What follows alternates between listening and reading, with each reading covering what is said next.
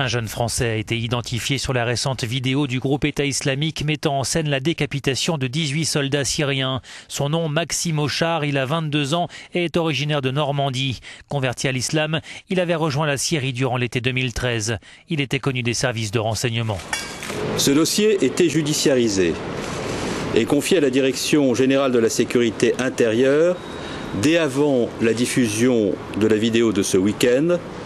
Et il appartient aux autorités judiciaires de tirer les conséquences des éléments dont disposent les services de police. Un autre Français pourrait avoir été identifié, mais les autorités ne sont pas encore formelles.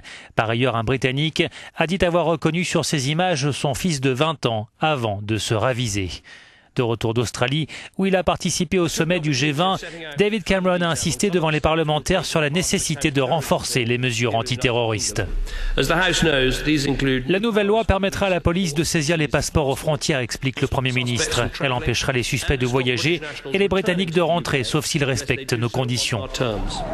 Selon l'ONU, 15 000 étrangers seraient partis faire le djihad en Syrie et en Irak. Pour les pays d'Europe ou d'Amérique du Nord dont ils sont originaires, ils représentent désormais une menace pour la sécurité intérieure.